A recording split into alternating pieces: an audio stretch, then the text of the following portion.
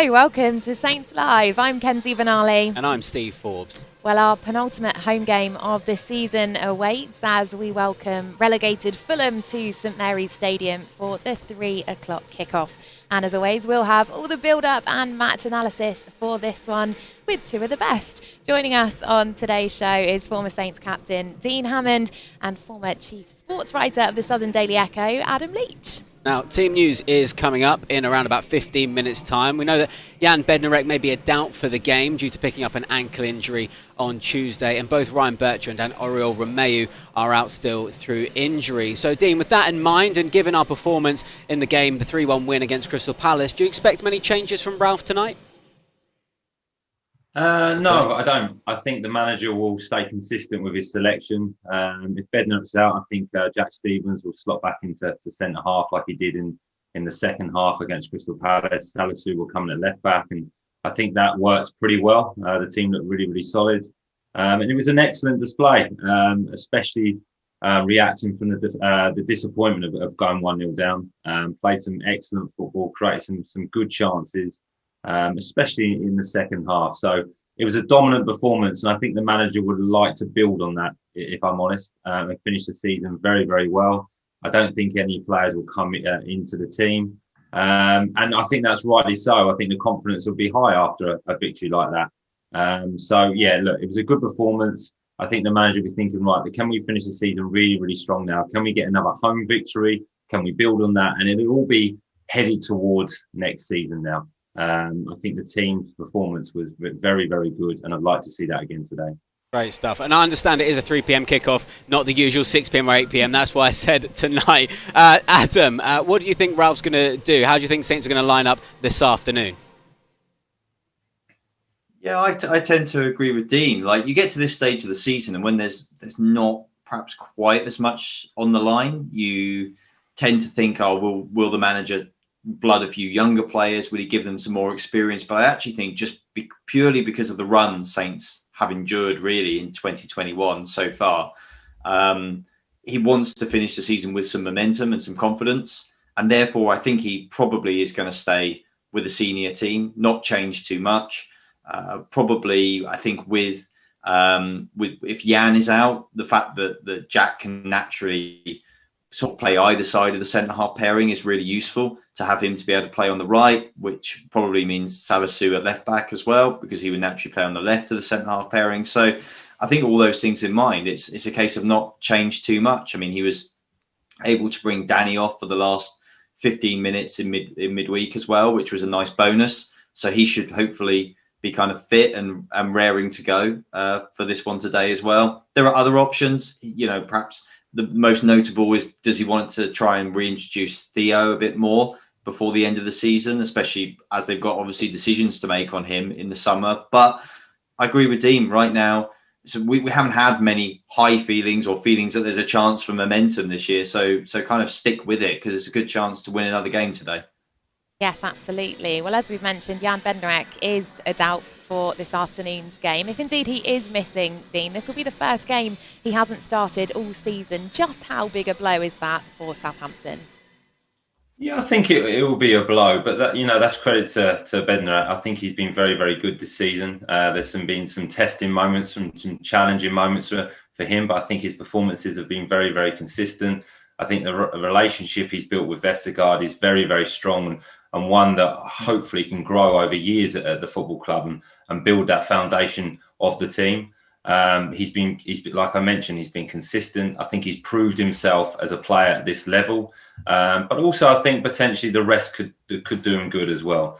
He's played a lot of games. You got to think physically and emotionally, it's pretty draining. And it gives an opportunity for Jack Stephens to come back in. He's had to be very, very patient. He's been in and out all season. But Jack, he's coming at left back and done a very, very good job. Very reliable and solid. And then he moved into centre back the other night against Crystal Palace and looked comfortable again. And I like Jack as well. He's a versatile player. He's brilliant for the squad. You need players like that who can adapt and play in different positions. He's a good professional. He reads the game well. So it's an opportunity for him. But Bednarek will be a miss. I like him as a player. He's nice and aggressive.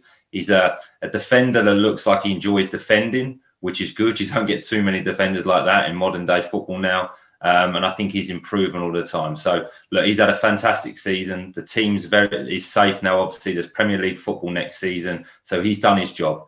The manager seems to like him. He's got nothing to prove. So, if there's a slight injury, a slight knock, take the rest, recuperate, recover, come back next season and allow Jack Stephens to have an opportunity, because he's been very, very patient. And I would have thought he would have supported the players very, very well. So he deserves his chance.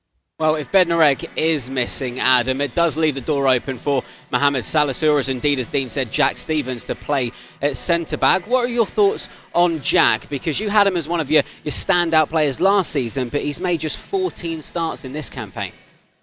Yeah, it's been a difficult season for Jack, really. Being centre-half is quite hard in a way, because most Premier League clubs will generally have 4 frontline centre-halves. And when you've got that, you just don't want to be number 4.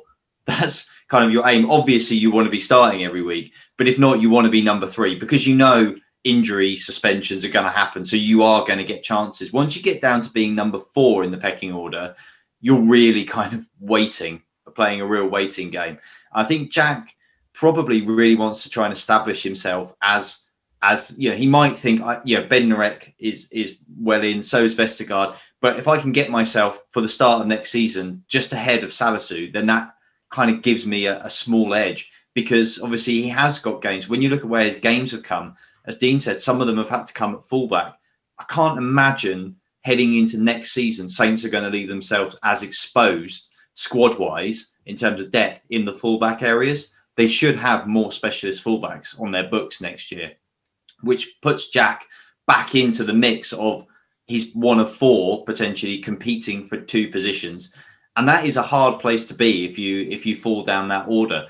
And he's not really fallen down the order through any great fault of his own. He's fallen down the pecking order because he's dropped out of the team and some other players have come in and they've done really, really well. They've done exceptionally well and they deserve a lot of credit. But that leaves him in a hard position. But he's, like Dean said, he is a great pro. Anybody who knows Jack, he's a really good lad. He's a solid character. He's a real trier as well. So he's not one to give up. But I think in his mind, he probably really will be feeling that sort of pressure to make himself first change at centre-half going into next season rather than 4th choice in the pecking order. Well, before we speculate any more on today's lineup, let's look back at the highlights from the win on Tuesday over Crystal Palace. A very good evening to you from myself and Dave. And we know Palace aren't a team you want to give lots of set pieces to as they get the header from the free kick into the Benteke. He's going to have another go and he gets it between the legs of Forster, and Benteke has scored within 2 minutes of the start of the game at St Mary's. Redmond, faced by Ward, gets the cross in towards Ings, back to goal, tries to turn and shoot, and he has! And Danny Ings, after missing 2 games, has his 11th goal of the season. First touch wasn't great. Armstrong was trying to get to Redmond, but Adams gets it to him. On the left, Redmond onto his right foot, and it just bobbles wide of the far post. The corner's taken a second time. Redmond keeps it, he finds Adams in some space, he hits it low, Guaita makes another save. As the ball played headed forward on the left, Zaha's got it in the box, cuts inside 8 yards out, it looks clumsy, it's a penalty. And I think Nathan Redmond has gone into the back of Zaha. It doesn't take much to bring him down. Forster on his line, raises his hands, starts to crouch. Milivojevic jostles up to the ball and Forster saves it to his left-hand side, picked right. Here comes the corner from the right for Ward-Prowse, outswinger, short one off the training ground, and finds Armstrong, and at the back post it goes off the post and in from Shea Adams. Jack Stephens and Adams both slid in. Nice little square ball off that right-hand side from Walker-Peters to his captain. Finds Adams, just had a moment, but he feeds Ings. Oh, and it is 3-1 to Southampton. And Danny Ings, first time. Highlights of that 3-1 win over Palace there, and 2 goals for Danny Ings on the night, Dean. Now, some managers might be tempted to rest him because he's had an injury layoff, and we've also got another game coming up on Tuesday. But do you expect Ralph to do that today? No, not at all. I think that Danny will be insistent that he plays as well. As long as his body feels fine, I'm sure he'll want to play. And he's the difference, Danny. You know, he has that top class ability. You can see from his first goal there, very, very instinctive, no hesitation. If you watch it, actually, I was watching the build up. He looks in as he's running into the box. He looks a couple of times to understand that his real position. So he's fully aware that if he can get a good touch on the ball and he just guides it into the net, he doesn't hesitate. There's no panic. He just guides it into the corner. And I think that's the difference. And he's a brilliant striker and he'll want to play. Obviously, he'll be looking to try and get to the Euros. I'm sure he would have set himself a goal target at the beginning of the season and probably a goal target for the remaining 3 games. You know, how many goals can he score? Because he looks happy there and he looks happy when he's scoring goals. So he makes a real difference when he's in the team. You know, the second goal here, it's all about his timing of his movement and the timing of the finish. You know, he allows the keeper to get so close to him and again, just guides it into that far corner with the outside of his foot. It's a brilliant finish and he's a top player. And I think you saw from Shea's performance as well, he makes players around him better. Their partnership was very, very good. Obviously, Shea got his goal and got an assist. So I enjoy watching them two play together. So I'm sure if he's fit, he'll be willing to play, wanting to play. And I'm sure the manager will want him to play as well because, like I mentioned, he's the difference. If he's playing very, very well, Southampton have got a much better chance of winning games, scoring goals. And he's a top-class player. So I think he'll definitely play today. Well, we will indeed find that out for sure in just under 4 minutes' time. Remember, you can get your comments in and let us know who you'd like to see in this starting 11 taking on Fulham today. Now, Adam, Michael Obafemi is a player that we've seen feature in recent matches. What do you make of him as a forward option and what do you think he brings to the Southampton side? Well, he brings a lot of pace, really. I mean, that's what he is. He's not huge in stature, but he's kind of built a bit like a sprinter in some ways. He's very, very quick over the ground. He's very direct as well, and that scares the life out of defenders. If you've got a guy who's prepared to pick up the ball and run at you and they have electric pace, that's a difficult proposition. The thing, I guess, for Michael is that it's been a bit inconsistent. I mean, he's kind of threatened to make a big impact and a big breakthrough for a number of years, really, despite still being a fairly young player, but he's not quite been able to do it yet. There's a variety of reasons for that. And Ralph obviously has been quite outspoken about some of them and kind of publicly questioning some of his choices and the way he goes about things. And I think that's very much because Ralph can see the potential he's got and he doesn't want to see that potential go to waste, either for Michael's sake or for Southampton. So it's about utilising that. I think when we've seen Michael play, that real pace has been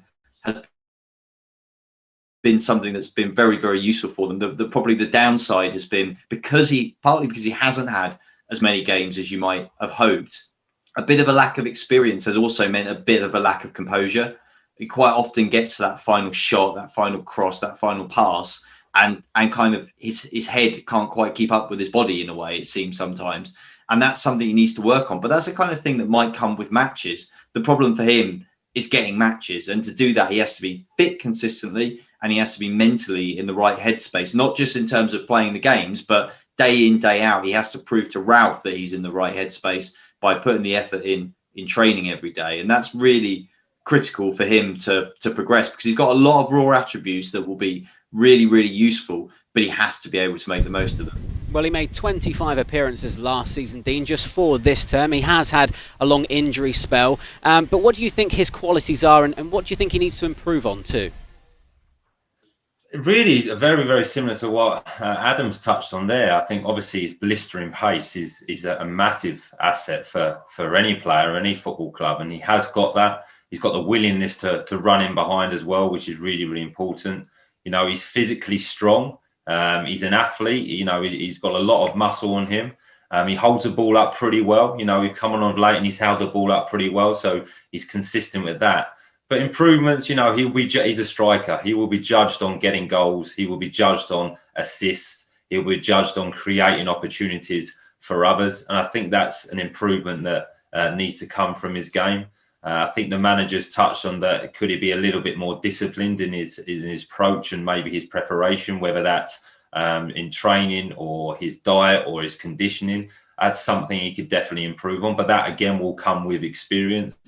I think he's at the stage now where he could probably really do with a loan spell. A Dean, loan my spell. apologies to jump in and so rudely interrupt you, but there's plenty to get our teeth stuck into with this team news. No Fraser Forster and no Jan Bednarek. The latter we did, of course, expect. So let's run through that Southampton starting 11, shall we? In goal, Alex McCarthy, a slightly different look for the back four with the absence of Jan Bednarek.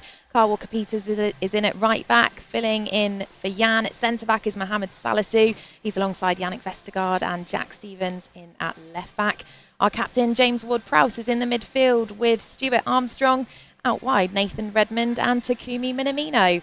And up front is the attacking partnership of Shay Adams and Danny Ings. The Southampton substitutes then are as follows: Fraser Forster, Kane Ramsey, Will Ferry, Ibrahima Diallo, Musa Gineppo, Theo Walcott, Nathan Teller, Michael Obafemi and Dan and Lindeloo. Dean, seeing as though I was so rude and interrupted you, let's come back to you.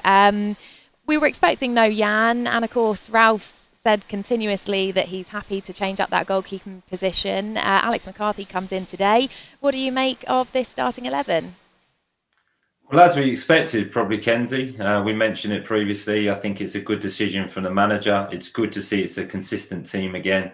I think during the early part of the season, when Southampton were playing so well and winning games, it was because of a consistent team. The manager was very, very good at that. And I think he's seen that after the performance against Crystal Palace and the result, that he would like to go that way again. And I agree with that. The goalkeeping situation is really interesting. Fraser Forster comes in, plays well, saves a penalty, and then Alex McCarthy comes in. I think it's either the fact that the manager knows he's got two really, really good goalkeepers and he's trying to keep them happy and he wants to keep a happy camp, and that's okay as long as he's explained the situation to both of them, or he's undecided on who he believes is his number one yet and he's not sure. So he's using the game time towards the end of the season to make a decision for next season. So I think that's really, really interesting. But the club are very, very fortunate. They've got two top goalkeepers and both come in and do a very, very good job. So the competition there is really, really healthy. And I'm sure the manager has spoken to both of them and explained the situation and said, look, you're both going to get game time and I'll make a decision in the summer for next season. So a good team and looking forward to them playing today. Yeah, most definitely. Well, Adam, what are your thoughts on this? Because after his goal-scoring return to the side in the week, Danny Ings will start again today. Is that a wise decision for you, given just how close our game against Leeds is here at St Mary's on Tuesday? I think Ralph has to play him. I think as well, the other thing is that I think Danny will not be wanting to miss games. Danny knows he is very, very, very close right now to going to the Euros with England. He just needs to prove that he's fit and he's in form. And as long as he can just keep going for the last few games of the season, then he'll go. But he does need to be playing. He still needs to be scoring and pressing his case. And I think that's really important. So I think he will be very, very keen. And I'm sure if Ralph has discussed with him at all, do you fancy maybe I'll play you one, leave you out one? I'm sure Danny's probably said, no, play me. If you want to take me off after an hour, 75 minutes, like the other night, whatever, okay, fine, but play me. And Ralph, I don't think is going to argue with that because Danny is such a key member of the team, as we've said so many times throughout the season this year, not only for his goals, but his leadership of the team, that I'm sure Ralph will be very, very happy that Danny wants to play as much as he can. That's Dean and Adam having their say, and plenty of you watching along at home have been having yours as well. And it seems that you're certainly happy with the way we line up to take on Fulham this afternoon. Stephen, hello, he's got in touch. He says, still putting out a strong team. It's great to see. Jack, good afternoon. He's on YouTube. He says that bench is very strong as well. Owen is also joining us. He's hoping for a big win today. 4-0, he says. Yannick Vestergaard, James Ward-Prowse, Ings and Stu to score. Lynn, hello. She says hoping for some good 1-2s with Ings and Adams. They work so well together. Yeah, what a partnership that is, Lynn. Alex has also got in touch. Another clean sheet from this prediction. 2-0. Armstrong and James Ward-Prowse free kick. Crawford White on Facebook says going for a 3-1 home win today. And Pauline Botting on Facebook says going to be a good game today. Come on, you Reds. So plenty of good vibes across the social channels. Yes, indeed. We're going to spend a couple of minutes now to talk about the upcoming transfer window. Ralph has said that there will be changes made to the squad this summer. Adam, first of all, Ryan Bertrand, he announced his departure from the club this week. He has been a good servant for Southampton over the years, but what kind of player do you think we need to replace him for next season?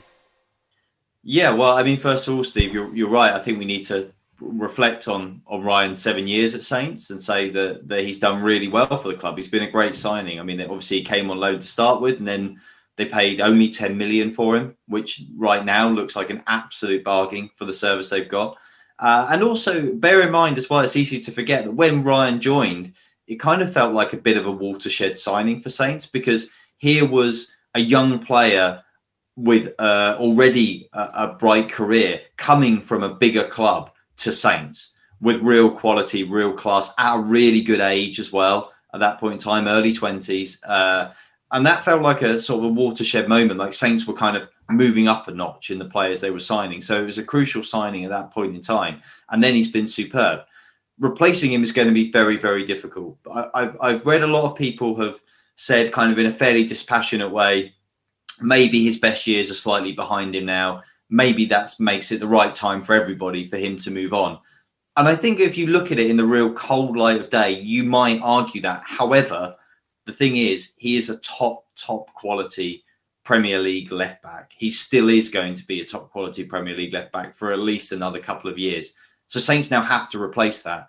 And they already have a fairly lengthy list of players that they probably want to bring in this summer. So having to bring in a first choice left back, not a backup, a first choice is going to be a monumental task to replace him directly, like for like, and not lose that quality. It's not impossible, but it is a big task for Saints. And it's one that kind of adds to a list of things that they've got. So I think while people are kind of right to say, yeah, it might not be too bad, I think that you also have to be realistic and say, yes, if they potentially, though, if they weren't in the position that they're currently in, as they've got a lot of work to do anyway, yeah, it's a big task to replace him.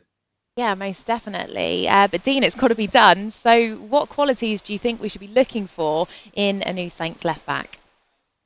Well, I think the example is Kyle Walker-Peters in terms of as a fullback. I think you have to look for that style of players, a player that's young, a player that's hungry to prove himself and wants to come to the club and learn and develop. I think that's what the manager would want as well. Someone who's very coachable, can develop their game. And then obviously the attributes you want as a modern day footballer. And I think what will suit Saints' game and philosophy is a fullback that's got pace, that's got an attacking threat. I think that would be really, really enjoyable to see. I think you can have that with both fullbacks being really, really attacking, with the two centre-halves we've got, with the two central midfielders, especially when Oriol comes back. You know, he sits in that base and is very, very disciplined. You can allow the fullbacks to push on you. You can allow the fullbacks to become almost wingers. So someone with lots of energy, lots of enthusiasm, an athlete that can get up and down and with some pace. So that attacking threat. And I think that can, really add to Southampton's game and Southampton's attacking threat. So where you find that player, I mean, that's a different story, but I think that's what they'll be looking to bring in. Well, we've also had Takumi Minamino and Theo Walcott on loan for this season. Adam, do you think Southampton should be looking to make either of those permanent if it's possible? And how do you assess the overall attacking midfield options that Saints have at their disposal? Well, I kind of think when you look at the squad now, they have sort of the right number of players in those positions. Maybe they've got one more than they need, you could argue, but it kind of all depends, because in that holding midfield as well, they're kind of, maybe they're one short, which Stu Armstrong having to drop in there. Maybe that suggests that, when perhaps you might like him, or Ralph might like him as an option further up the field. So yeah, I would say that in an ideal world, you would love to have one of those two permanently. It's hard to say which Ralph favours. I mean, you would have said like Minamino came in, had a huge impact, then just kind of disappeared almost off the scene out of nowhere, and is now coming back into the reckoning. Theo, it's been great, but it's been a consistency of him getting out on the pitch has been difficult. So, are you signing somebody who's kind of going to have a mixed availability record because of injuries and so on and so forth? So it's a difficult one. I mean, don't get me wrong. If you had, if you were not limited by funds and not having to perhaps prioritise, then maybe you would go for them both. I think a more realistic solution will be to probably sign one of them.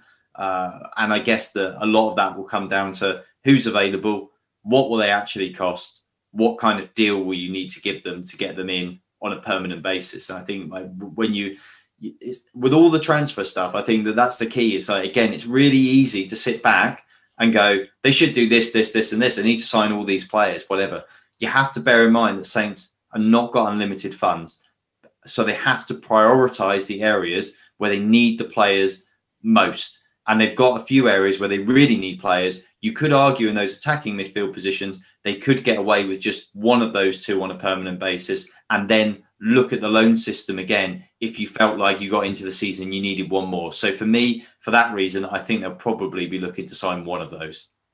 Dean Adams just said there it is all about prioritising players. So looking across the pitch then, which position specifically do you think Southampton should be targeting to strengthen?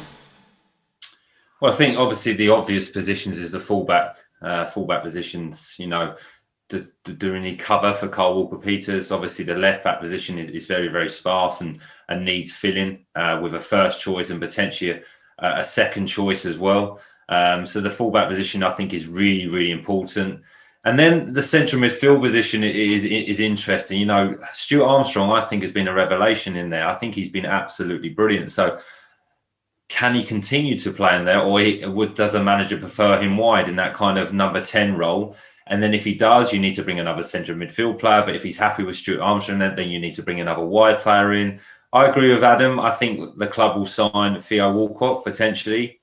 Quote me if I'm wrong, but I think he's on a free transfer, so that will work for Southampton. There's no transfer fee. So I think at the stage and the funds that they have available, I think he'll be a good addition. He knows the football club. He's come in. He's got really good experience. He can help the younger players at the football club. And then potentially a striker as well. But again, it depends on if anyone's going to leave the football club, because I think we've got a lot of younger players coming through in that area. Look at the bench now, and there's some real good young players with some pace, but they're inexperienced. I think another experienced striker would be really, really important. And Ralph's touched on that, bringing some stronger mentality to the group, some more experience to the group. And I think that could be one position that needs filling. So, look, the Saints team, when they've got the first 11 out, is very, very strong and very, very good. I think the squad just needs a little bit more depth in it, in the fullback areas, and then maybe an addition in the midfield, whether it's wide or central, and then an experienced striker. Well, on the striking options, the fans will be desperate that we keep hold of Danny Ings. Ralph has said that he is confident he'll be a Southampton player next season. Adam, you've been in press conferences where journalists have been asking the manager repeatedly about a player's contract. You've probably been one of them yourself. Is it just a case of waiting to see what happens? I'd only ask them repeatedly if they didn't answer the question. I'd like to, but I guess it is. It's feels a difficult situation right now with Danny. Just feels a little bit awkward, and you get into these positions, and I think like with the press conferences and where it gets really magnified, and one player, or if they're a really key player, or there's a really big club after them or something like that, everything becomes about that. And that's not what the manager wants, because the manager's got a whole group of players to manage, and they want to keep the attention and the focus for them, not just on one player. They don't want to feel like they're relying on one guy, even if they are the main man, as it were, like Danny is. So it's a difficult situation when you get backed into that corner. And especially if you're Saints, what is your room to manoeuvre with it? Because they've offered Danny a new contract. Presumably they've made Danny the best offer they feel they can make him. And as it stands, he hasn't signed that contract, and they go into the final year. So now I feel you get in this position where everybody's positioning themselves a little bit right now. So Ralph's taking the line, he'll be here next season no matter what, implying to Danny's agent, other clubs, we're keeping him. We'll lose him on a free in a year. We don't care because he's too valuable to us. Is that actually what the game is? Or is that trying to back Danny into a corner to maybe go, okay, another year older at the end of this contract, if they're going to hold me, actually, I should just sign it and stay? Is it trying to put off some of the other clubs that might fancy coming in for him? Is it a bargaining position in that you say you won't sell regardless, and that pushes up his price because clubs don't look at it and go, 1 year left, they're desperate, they'll take anything just to get some money in for him. And if you're Danny, you're thinking, well, I'm at an age now, I've got one last big move. If he wants to move and he wants to play Champions League football, for example, that's his great ambition in life. I don't know whether it is or isn't, but if it is, this is it for him. And keeping his transfer fee and value down is critical to that. So he doesn't want to sign a new contract, and he wants to maybe keep all his options open, go to the Euros and see where he is then. So you get in this very difficult position where everybody's manoeuvring. You often, as a journalist, you have a lot of people briefing you as well. You've got the club saying one thing publicly, then maybe telling you a few other things behind the scenes. You've maybe got an agent in your ear. And that's kind of going on all over the place. And then the player is trying to focus on their performance still and trying to shut this out. But ultimately, they are so involved. They're at the heart of all this. So it's a very difficult position. I mean, the Saints, we obviously want Danny to stay because he's crucial to the team. The club obviously want Danny to stay. The manager wants Danny to stay. But Danny, ultimately, if you're being totally dispassionate, has to do what's right for him, his family, his life, his career. He only gets one go at this career. So, does he want to stay at Saints? Does he see a huge progression at Saints with Ralph? Is there a lot to achieve still? Or does he think he's gone as far as he can? He takes one last big move now and he has a go at a Champions League qualified club and just sees where he gets to with it, even if he's not going to be first choice. Difficult position. We hope he stays, but I feel like all options are on the table. And this kind of stuff that you're hearing now, I really feel like I've seen it a lot of times. And this is the classic kind of manoeuvring, positioning, ready for the summer. Right, well, let's shift the focus back on to today's game then. Today's opponents, Fulham, were, of course, relegated on Monday. Scott Parker has come out and said that changes need to be made at Fulham in order for them to become successful. Dean, let's come to you on this then. What do you make of Scott Parker as a manager and actually Fulham as a whole? Well, to start with, I really like Scott Parker as a manager. I loved him as a player. I think he's taken that into his managerial career. His first season as a manager, he got promoted with Fulham. They've done okay in the Premier League. The one thing I've been impressed with him is how they've adapted. They started the season very, very slow, a different brand of football. I think he's brought a philosophy to the football club. It's been a work in progress. He's found a shape and a purpose that works for the team. Unfortunately, I don't think they've had enough quality in the squad to obviously be able to stay up. They had a really, really good period between December and March where you thought, okay, they potentially could get out of this. And I think he showed his qualities as a person and as a manager. And then they just finished the season. They dropped away. It's a bit interesting, really, because they beat Liverpool. I think they got within 3 points of the fourth bottom, and then they've lost 6 out of the last 7 games. So very similar to Southampton when they beat Liverpool as well. So, but I like Scott. Fulham are a club that, look, they're never going to be world beaters within the Premier League. I think they're a Premier League team. They'll go back down. They have ambitions of coming back up. Whether they can keep Scott Parker as a manager, I'm not sure. I think he's got bigger aspirations. I think he's well admired by people within the football industry. I think he will get opportunities. And one thing you can say that there's a team spirit at Fulham. And when there's a team spirit at a football club, it's generally because the players respect the manager and they believe in what he's doing. And I think Scott Parker has that. He's dealt with different situations. If you think of the Lookman penalty against West Ham when he tried that chip and they drew the game or lost the game, I think. And he just dealt with it really, really well. He kept the players on side, but then obviously kept Fulham on side as well. So he's a good manager. I really, really like him. I think Fulham will do okay in the Championship next year. But I'm not sure Scott Parker will be there, to be honest. Well, there are a couple of Southampton links in the Fulham squad. Firstly, Mario Lemina. He's on loan there, which does make him unavailable to face his parent club today. Adam, how do you rate him as a player and indeed his future at Southampton? Well, I mean, we definitely didn't see much of him at Southampton that really suggested that he was worth the money that he came in for, to be completely honest with you. He was pretty disappointing, I would say. We saw flashes, but we didn't see any great consistency. And at times he was just a bit too wishy-washy, to be completely honest. He's gone to Fulham. He's played a few more games. So good for him. He has played. I think he started like 18 Premier League games this year, and he's featured in some more as well. So that's good for him. He's got a lot more consistency under his belt.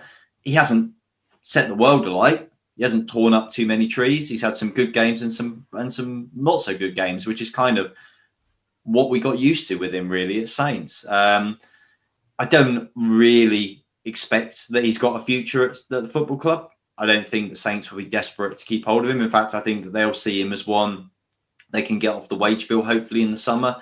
He's only got, I believe, a year left on his contract this summer, which makes it an easier situation for Saints because they can accept a lesser fee for him with that in mind, especially as they're not likely to bring him in and play him. So it might be that they can get, I don't know, 5-10 million in for him and get him off the wage bill, and that frees up a spot and some more money to go and strengthen in areas they need with players they want. So yeah, I think it kind of all makes sense. I don't expect to see him back in a Saints shirt again now. And Adam, let's get your thoughts on Harrison Reed then, because of course he joined Fulham permanently in the summer.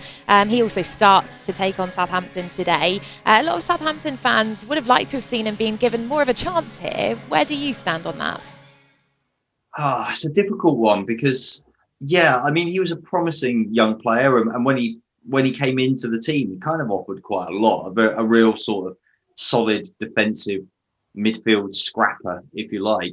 But the thing is, Saints have had good central midfield players, and again, it's easy to see him doing well at Fulham and go, Saints should have kept him. But you have to bear in mind what he's up against. And at that point in time, he was up against Højbjerg and Romeu. Ward-Prowse is playing in there. We've seen Stuart Armstrong playing in there. Okay, maybe he would be kind of first reserve had he stayed, and they might not have had to sign Diallo, perhaps.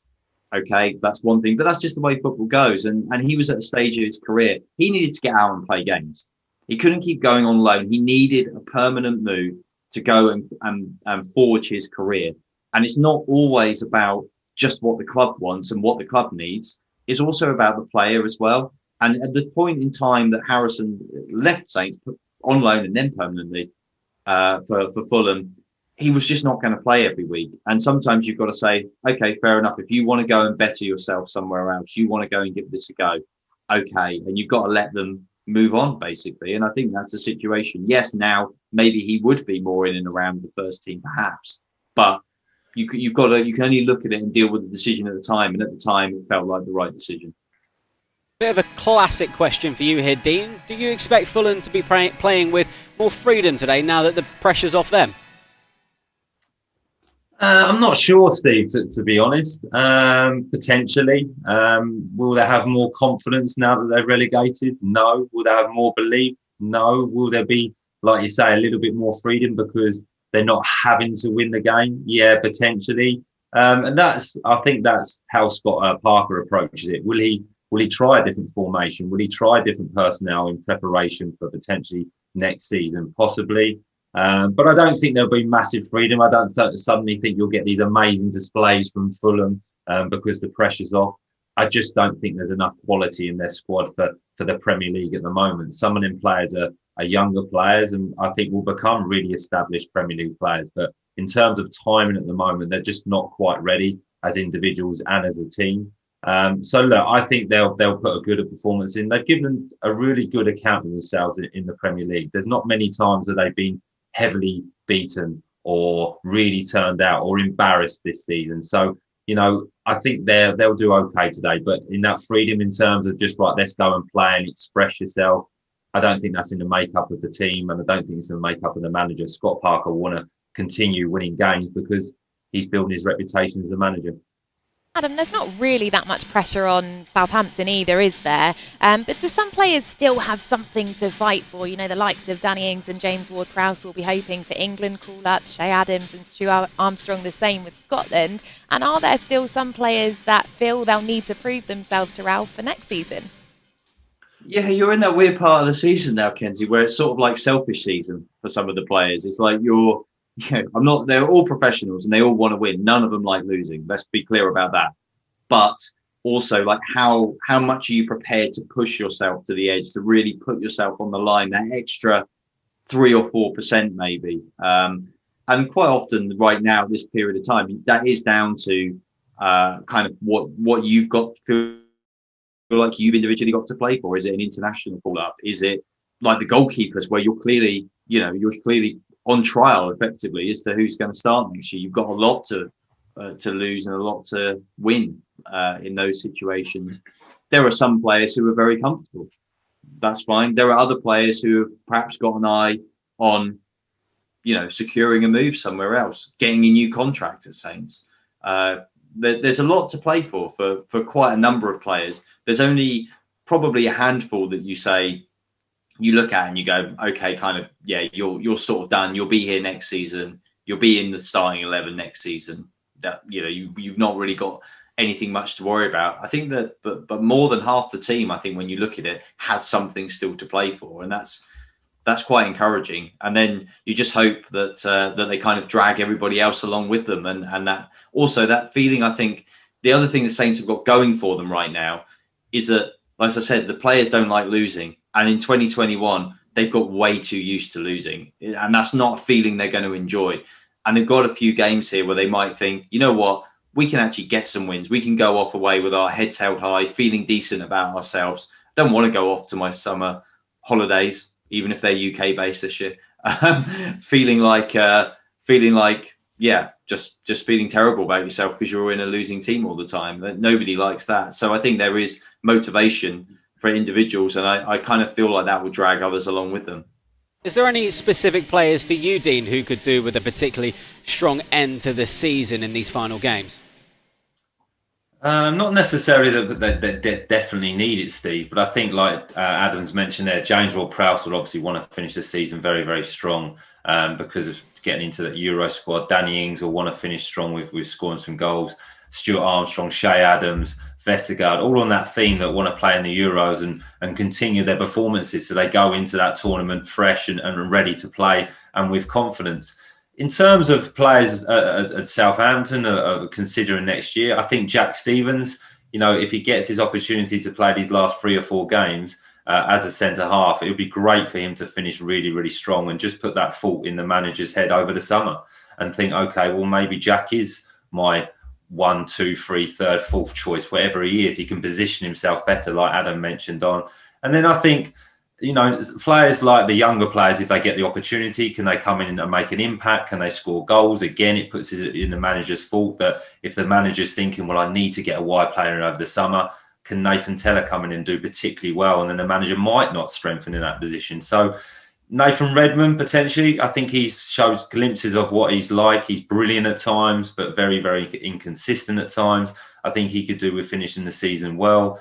So more on that theme. I don't think anyone desperately needs to play well, but it is finishing the season strong that's really, really important to get that good feeling for next season, to come back pre-season and thinking, okay, can we improve again as a team, individually, and move the club forward?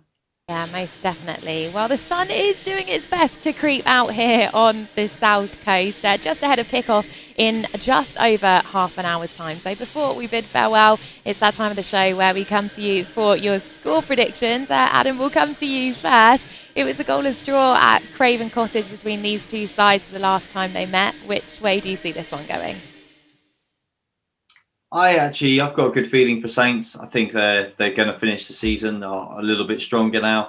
I kind of feel like being at home, even though the fans aren't in for this one yet, it's still, I still fancy them today. I think they've got enough about them. I think they've got enough players, as we said, that have got something to play for. So I'm going to go for a 3-1 Saints win.